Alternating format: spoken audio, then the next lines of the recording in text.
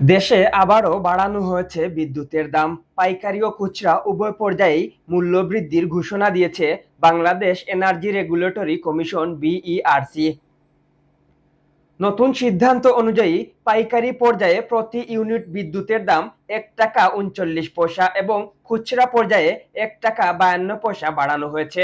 ফলে খুচরা পর্যায়ে বিদ্যুতের গড় মূল্য 16.68% এবং পাইকারি পর্যায়ে 19.85% বেড়েছে। বুধবার ৩ জুন রাজধানীতে এক সংবাদ সম্মেলনে বিইআরসির চেয়ারম্যান জালাল আহমেদ এ ঘোষণা দেন। কমিশনের আদেশ অনুযায়ী জুন মাসের বিল থেকেই নতুন মূল্যহার কার্যকর হবে। বিইআরসির তথ্য অনুযায়ী বর্তমানে পাইকারি পর্যায়ে বিদ্যুতের বাড়তি গড় মূল্য প্রতি ইউনিট 60 টাকা। নতুন সিদ্ধান্তে তা 1 টাকা 39 পয়সা বাড়িয়ে 8 টাকা 39 পয়সা নির্ধারণ করা হয়েছে।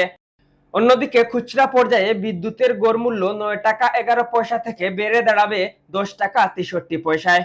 এছাড়া বিদ্যুতের সঞ্চালন মূল্যহার বা হুইলিং চার্জও বাড়ানো হয়েছে।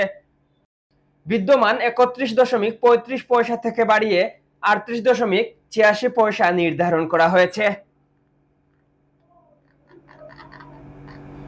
ডেস্ক রিপোর্ট, আধুনিক কাগজ।